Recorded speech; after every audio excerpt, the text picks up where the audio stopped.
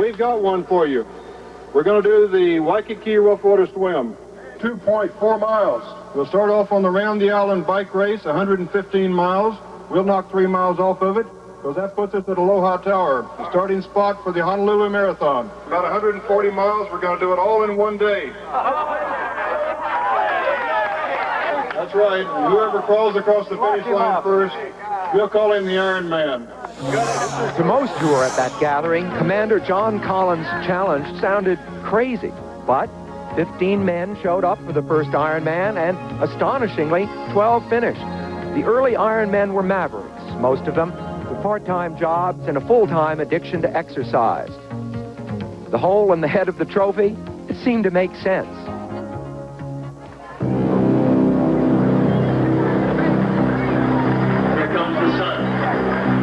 Dawn, 10 years after that first Ironman. The scene has changed from Oahu to the big island of Hawaii.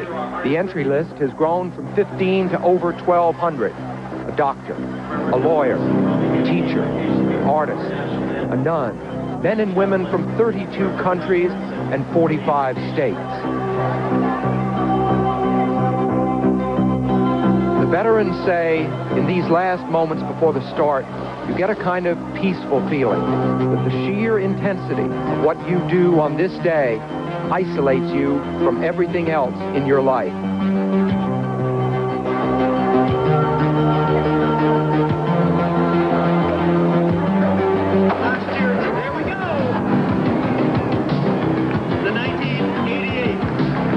So it began, the 12th Ironman triathlon.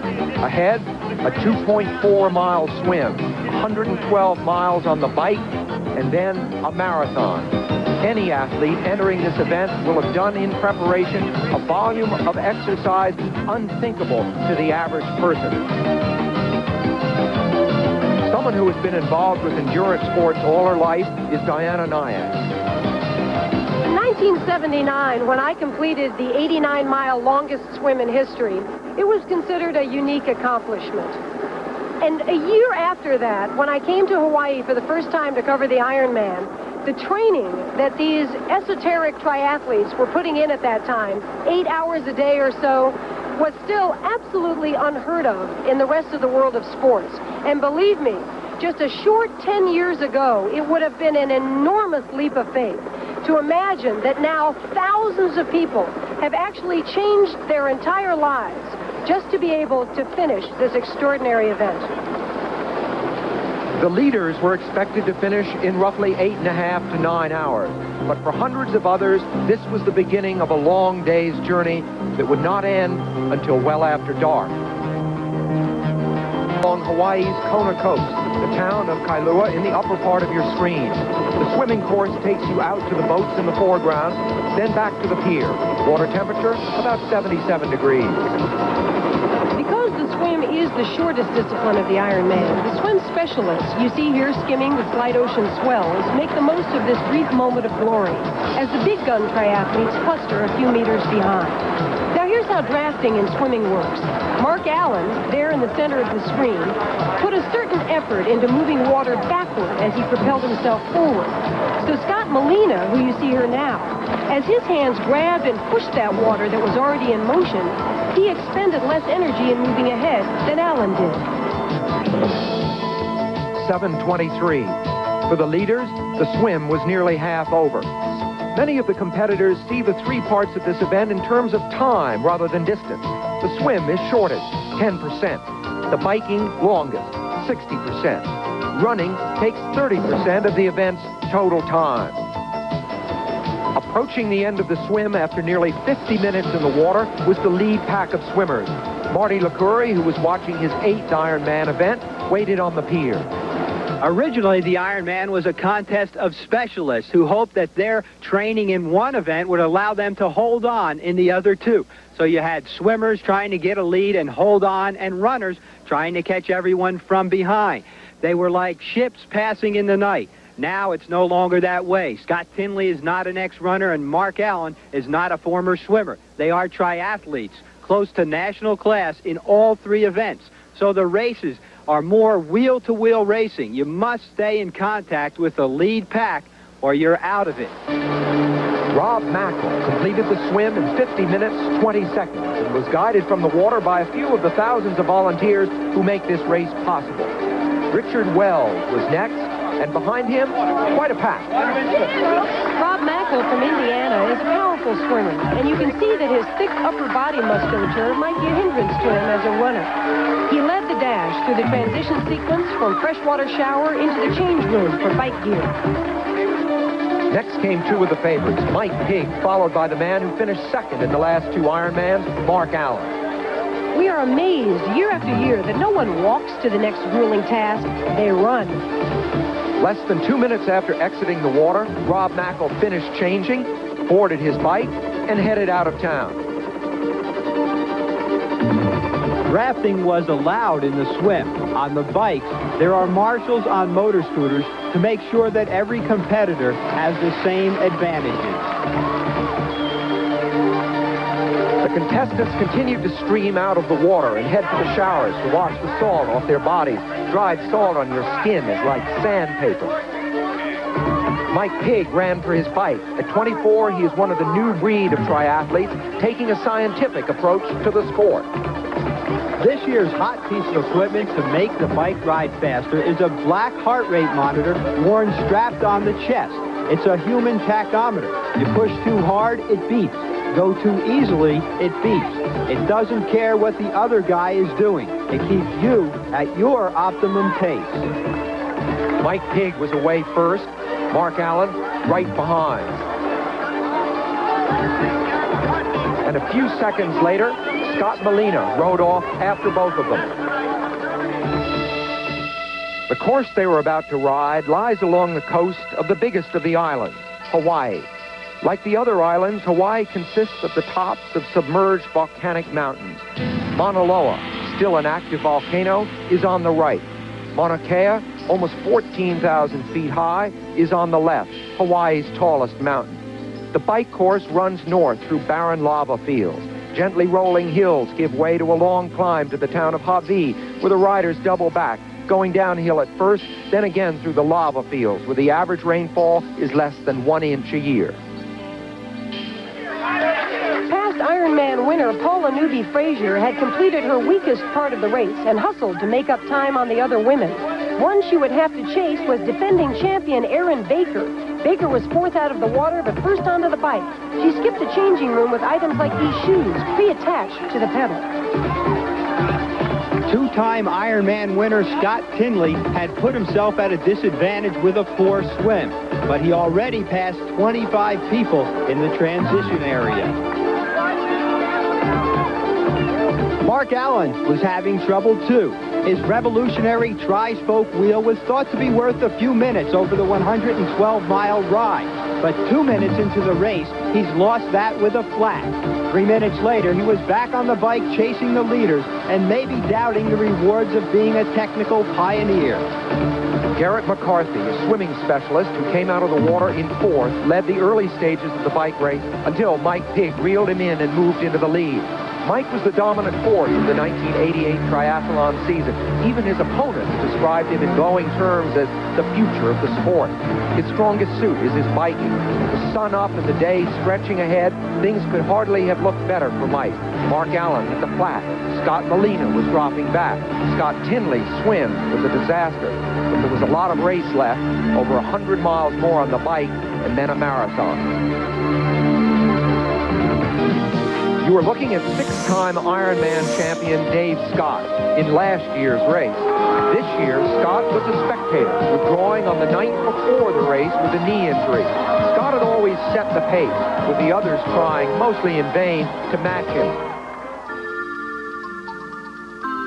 Pacing yourself through the long, hot Ironman day. How fast, how hard can you go and still make it to the finish?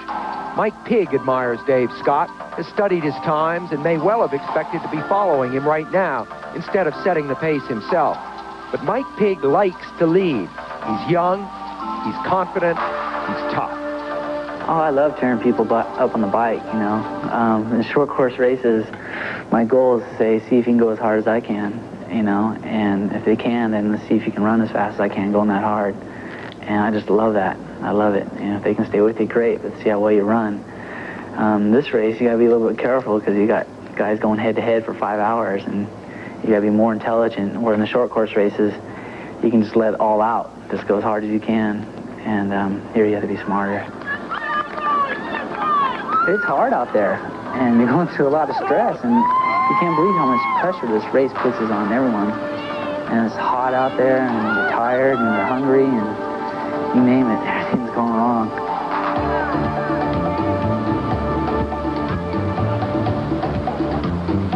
In second, a rarity in the sport, a top competitor from Pennsylvania, Ken Glah, here just 100 yards behind Mike Pigg.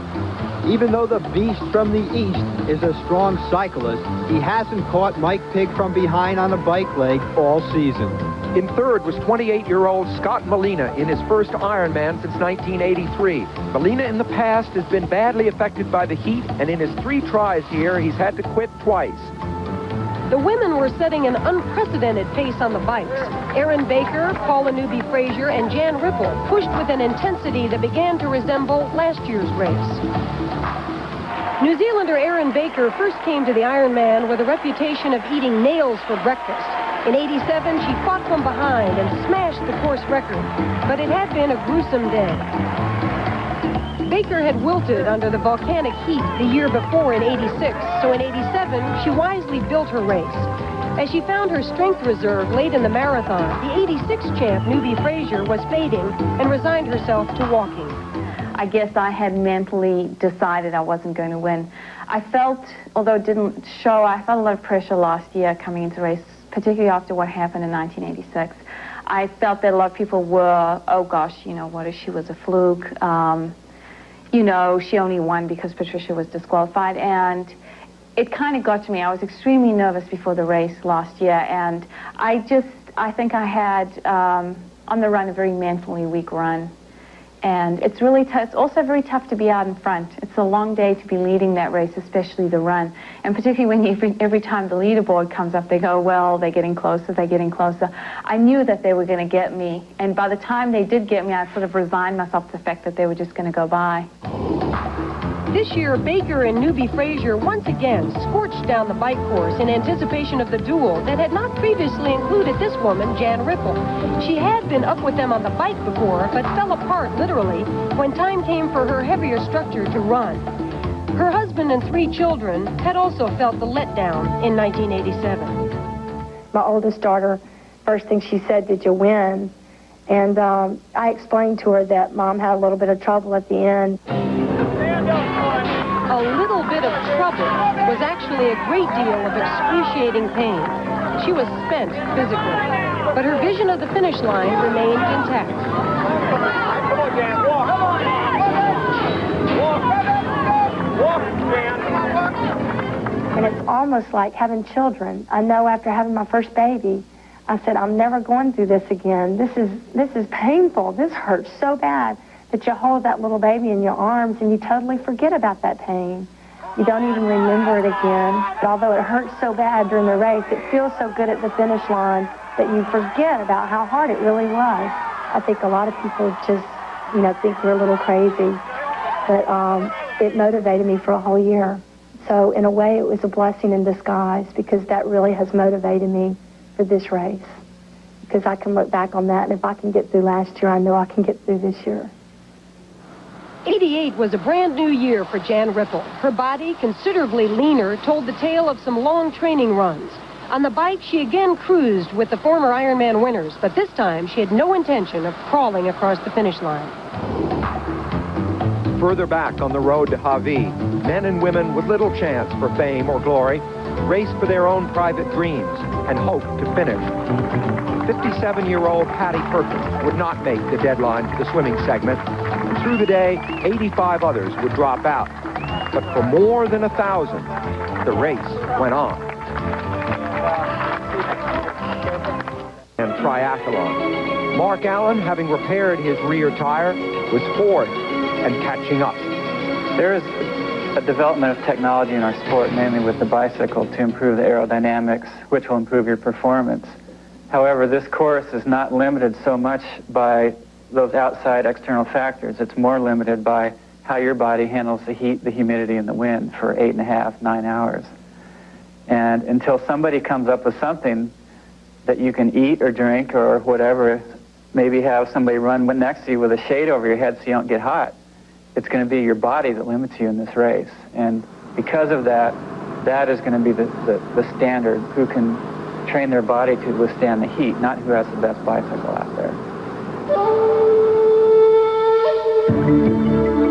A mile or so beyond the point where Mark Allen and the other bikers are headed is the town of Hawaii, and this painted bronze statue of King Kamehameha I, who ruled the Hawaiian Islands 200 years ago. Hawaii is a far cry from the condo-studded resorts we have come to expect in Hawaii. Haircuts are $4. No waiting. Can I touch your tail? No. He's not gonna. The laundromat is probably the town's busiest place. Hawaii is somewhere that time and the Ironman has passed up. But from the looks of things, nobody seems to mind. More than 2 hours after the bike segment began, Mike Pigg arrived on the outskirts of Hawaii, still in the lead. More than anyone, Pigg needs a 10-minute lead off the bike. He's not the strongest runner. At halfway, he doesn't have it yet. Pigg, just leaving the turnaround, saw his pursuer, Glah, emerging from the shadows as Glah headed into the turnaround just scant seconds behind. Glah is a strong rider who had the fastest bike split in last year's race. Now he's bridged the physical and psychological gap that Pigg had opened up on the hills to Hawaii.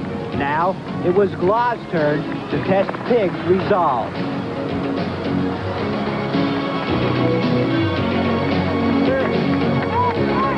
Scott Molina was third. Molina had been down as much as 4 minutes and made up 2 of those on the hills to Hawaii.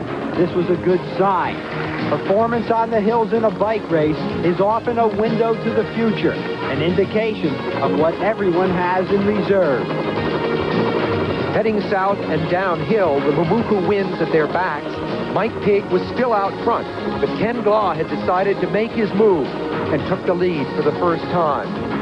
Pigg and Glah would exchange the lead for several miles while Scott Molina began to close on both of them.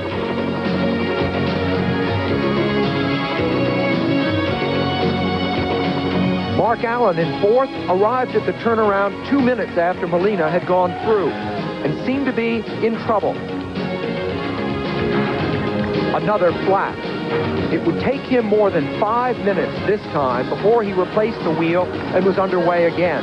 Despite his valiant effort, Mark Allen would not again be a contender for the lead. Ironic, this man who had so much confidence in his body was let down by his machine. 52 miles into the 112-mile bike segment of the Ironman triathlon, 27-year-old Aaron Baker from Christchurch, New Zealand, led the women's race at the Hawaii turnaround. About 5 miles before the turnaround, Baker had initiated a surge to leave Paula Newby-Fraser and Jan Ripple. She began pushing a heavier gear into the headwinds, seemingly determined to make a statement in taking the lead.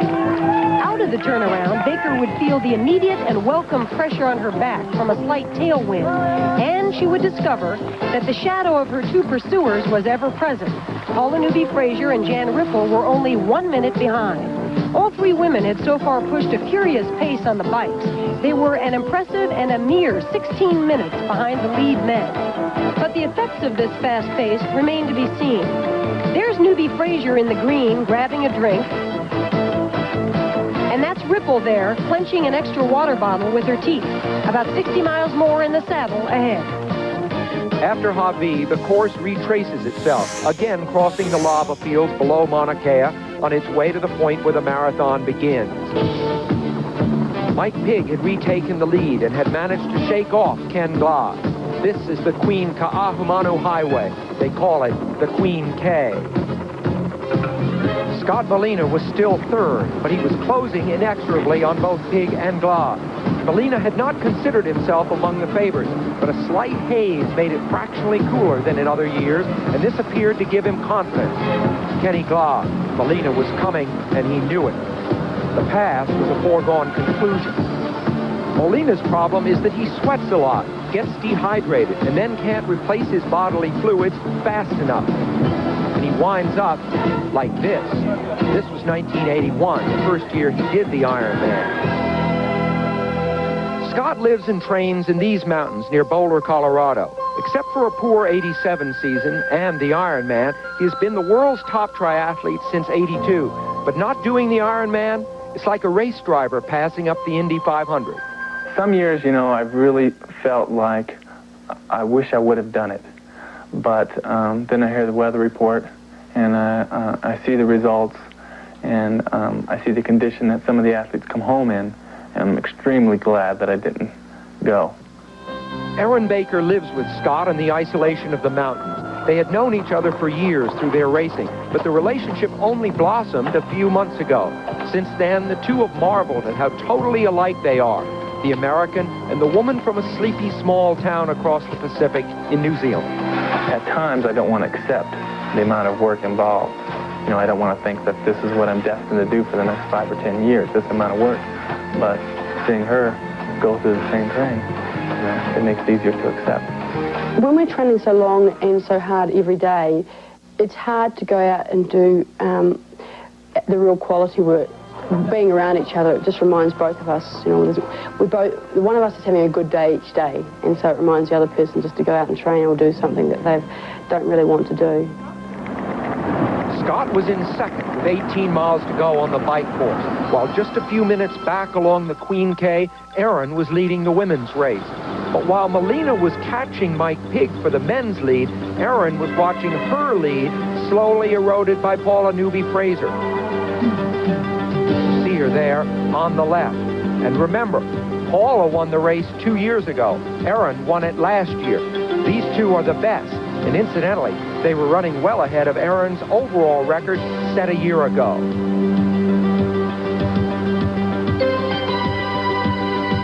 Jan Ripple was third. Diana Nyad was with her. Jan, is it hard work out on the bike today, or are you feeling within yourself? I feel like I'm not pushing really hard, but I've got cramps. Where?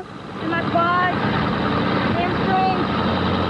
So Ripple had leg cramps, mostly the left hamstring. And the difficulty is on the bike, you can't get your leg in a different position to relieve the muscle fibers. Ripple had major problems. The battle for the women's lead intensified. Aaron Baker and, on the right, Paula Newby-Fraser, as Paula Newby-Fraser retook the lead.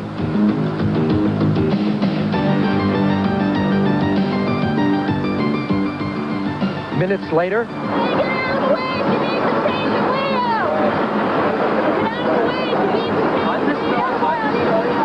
spoke had snapped on Aaron Baker's rear wheel. A service vehicle had been shadowing both Baker and Newby-Fraser. So, unlike Mark Allen, Aaron was able to change her wheel quickly and resume her pursuit.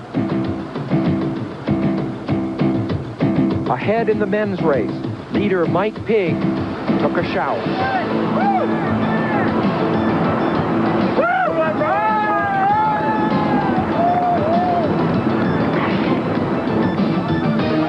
Emerging in fourth after picking up 30 places was a man for whom coming from behind is a trademark, 31-year-old Scott Tinley. Tinley's won the race twice, and both times he's come from behind.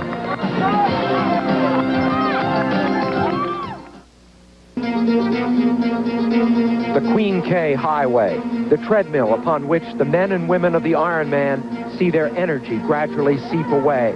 It was early afternoon.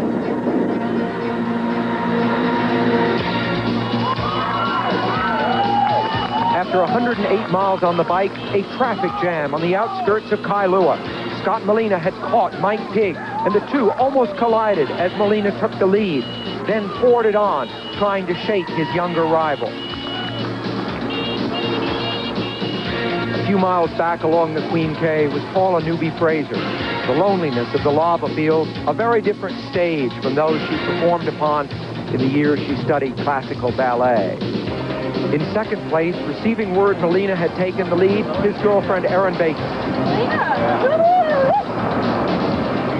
Still third, but dropping back, visibly in pain, was Jan Ripple. Who knows, Ripple's weight loss to improve her running may have meant a fluid adjustment she just couldn't make over this long race. Oh, maybe some ice. I'm sure she was reliving last year's nightmare in her mind by this point. Scott Melina had pulled away from Mike Pigg with just half a mile remaining on the bike. Here Melina made the turn off Alihi Drive and headed downhill toward the Kona Surf Hotel, the transition point where he would leave his bike and begin the marathon. It was the greatest day ever for cycling at the Ironman. Scott Melina would break Dave Scott's record for the bike leg by over 11 minutes. Usually the riders backed off the pace once in town to loosen and rest their legs for the run ahead. Since passing Pigg 4 miles from the finish, Melina had jammed hard. The last 15 minutes of his 4-hour, 36-minute ride had been extraordinarily hard. Now he would find out in the first few steps if he had been indiscreet. Melina would be making his second equipment change of the day. With hours behind him on the bike and hours ahead of him on the run, seconds would still be vital. Mike Pigg swept in 46 seconds back. Pigg had chosen a more conservative strategy in the final miles of the bike ride through town. He stayed within the upper limits of his heart rate monitor and soft pedaled to loosen his legs for the run. And off the bike, he was full of fighting spirit. One egg to drink green. Bananas, oranges, exceed. Like two prize fighters preparing for the final round, neither was willing to acknowledge the other. Neither was willing to show any sign of weakness by accepting a drink or any help. Melina left first. For a moment, running the wrong way, then correcting himself and running out toward the parking lot and the sound of the crowd. Melina has an uncanny ability to come off the bike with fresh legs. He looked as if he had just come out of his house for his morning run. Pigg followed, having lost a further 10 seconds.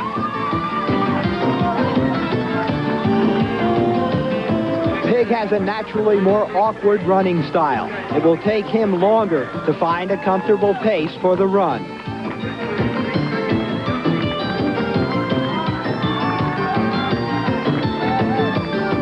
As the marathon began, both Scott Melina and Mike Pigg were, in a sense, venturing into the unknown. That was Kenny Glaw on his bike about 4 minutes back. Melina could not know if the heat would stop him, as it had before. Pigg had never raced this long, this hard before. The course over which they would run begins along Alihi Drive, zigzags through Kailua, then heads into the lava fields to a turnaround, then back into town, where they finish the race immediately adjacent to the little beach where they began. If there was one man who really knew this course, it was Scott Tinley, now in his 9th Ironman. He was starting the marathon 12 minutes down, but not out by any means. Back in Hawaii, the race was taking its toll. Sure not going to get any admiration for my time. The first woman ever to go under 5 hours on the bike, Paula Newby Fraser, was in the position she least relished. She would now have to reenact last year's drama, running scared out front. Erin Baker arrived a long 9 minutes later after leg cramps slowed her over the last 30 miles of the bike course. On paper, Baker was the superior runner of the two, but she had a sizable gap to close and muscles that were not obeying her instructions. Scott Melina on Alihi Drive, the Pacific Ocean, which he swam earlier, to his left. The aficionados along the course could hardly have expected to see Melina come by in the lead, and many thought that by pushing himself so hard at this stage, he would only hasten his eventual demise. liquid was foremost in Molina's mind. He was overwhelming his main competitors, but dehydration, lack of fluids, had laid him out in the past. He was determined to drink enough. For Pig, it was a good place to be, ahead of everyone but Molina, who seemed to be jinxed at Ironman. Frazier was acutely aware of her predicament. Pushed too hard now, and she would be forced to walk like last year. And better than anyone, she knew Aaron Baker's ability in the marathon. Instant replay of 87. Baker chases and recaptures a full minute each mile. Right here, during the first steps of the marathon last year, Jan Ripple labored. It was to be the longest run of her life. She had said she could make it through anything after that. Well, this day, she started stronger, even after the cramps on the bike. Had she made herself into a runner, the 26-mile test lay ahead. 8 to 112. Unfortunately, in the Ironman triathlon, that is not enough. Literally 2 minutes after starting the marathon, Ripple felt trouble. She had spent a year focusing on running for this Ironman, so it must have been doubly frustrating for her to experience the knotting in her hamstrings when she thought she was well prepared. It seemed that her nightmare of the year before was reoccurring. As she struggled with each step here, her husband prodded from the other side of the road. He yelled, "Jan, you've worked too hard, babe." Aaron Baker hit a pace over the first 4 miles that gained her back 4 of the 9 minutes she needed to catch Newbie Frazier. She seemed to be striding comfortably until she reached the hill up out of town onto the highway. A severe cramp gripped her right thigh, and her entire body seemed to go into a tight spasm. Now here's the ultimate statement about the Ironman. This well-trained world champion shouldn't be cramping. But does she say, oh, well, bad luck for this year, I can't win it, why go through this intense pain? No. This race teaches you that surprises pop up. You have to face them, control them, somehow continue. Aaron Baker is revered in this sport, and as we watched her deal with this crisis, we learned that it's not just her talent, but her grit that her peers admire. It's almost inconceivable that an athlete could be knotted with cramps one moment and running fluidly the next, but that's the power of desire. At this point, 6 minutes up the road, Newbie Frazier didn't know of Aaron Baker's problems. Her own status was her only concern. Most of all is I don't give any energy to my competitors. I don't think about them. I don't really think about who I'm competing against because like in a sprint race situation, all I do is think about my competitors, like, God, how many seconds behind is she? You know, how fast is my transition? You know, you expend a lot of mental energy and you put your energy out to your competitors. In this race, I focus entirely on myself.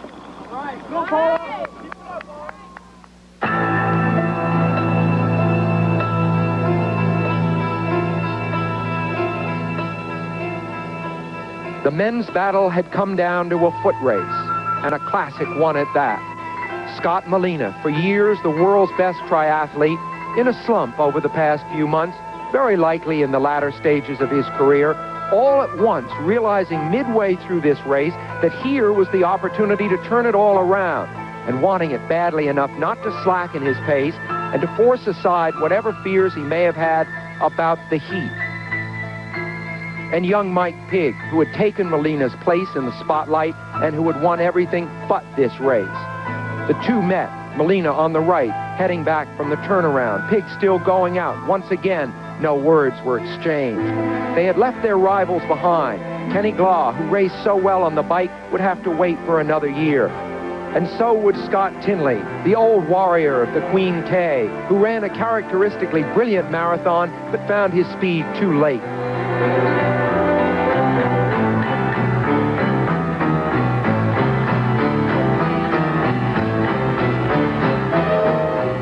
For a year or more, when he had raced this long and this well, Mike Pigg had seen his rivals crumble. It's what he had come to expect. And Molina was walking. Was he coming apart or deliberately conceding time in order to drink properly? Pigg didn't know. 2:15, Mike. 2:15 back. Get up, Mike. Moku Aikawa Church, built in 1837, the central landmark of the town of Kailua Kona, where a crowd had gathered 8.5 hours after the start to see the finish of the Ironman. These feet had run 24 miles. Mike Pigg on the outskirts of town. The question of whether or not Scott Molina would crumble had been answered. He would not, and time had run out on Mike Pigg. And the crowd was beginning to cheer as Scott Molina approached the finish line. A lifetime of doubts swept away. He no longer made the effort to keep his emotions under control. He was on the verge of tears. He was just on the other side of the finish line that would make him a content man.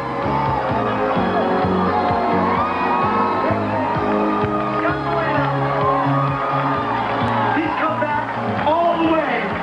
All the way. Mike Pigg finished 2 minutes later, not unhappy with his performance.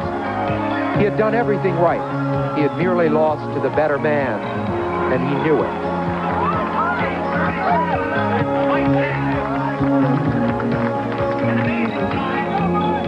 Following Pigg was Ken Glaw in third. Scott Tinley was fourth. And Mark Allen, who persevered after the cruel luck of the two flats, was fifth. But the day belonged to Scott Molina. When did you know that you could win this one? I never believed that I could win it until the end. I don't do well in the heat, and I've been in the medical tent for a while because of it. But, you know, it's important in order to be a spokesperson in this sport and to do well here. And that's important to me. So I knew I had to come back. As Paula Newby-Fraser covered her last miles, excited spectators shouted that she was running 11th overall, higher than any woman had ever placed before. The enormity of the achievement began to sink in. For years, physiologists have offered the possibility that women are especially well-suited to endurance events, and that someday they might even exceed men. Paula Newby-Fraser has provided a glimpse into that future. Compared to Newby-Fraser's red-hot day, Erin Baker's was lukewarm. She had suffered 4 major episodes of leg cramps, and even an iron will couldn't reclaim those precious lost minutes. Jan Ripple was in the medical tent. Her body had shown the first signs of breaking down on the bike, and by the time she tried to run, the fibers of her hamstrings were twisted.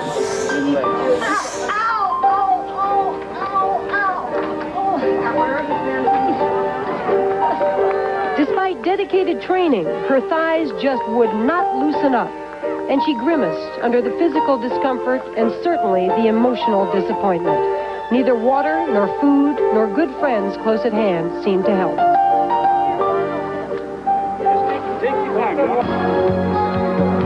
Paula Newby-Fraser would finish the race in 9 hours, 1 minute, a time that would have won every men's Ironman until just 4 years ago.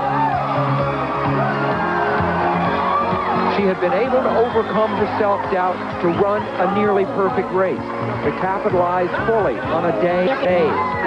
When destiny knocked, she was ready.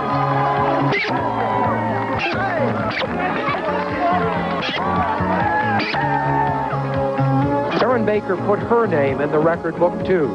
Her time of 9 hours, 12 minutes, so broke the old record. New standards had been set. Still stretched out along the Queen K, those who would not be headlines the next morning. No matter, that wasn't why they came. This event is called the Ironman, but it is really about men and women who are fragile, who will push too hard, ask of themselves too much, dare to do more than is wise or prudent.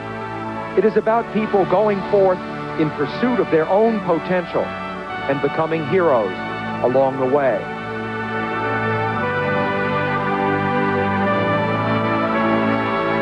In a moment, 3 of the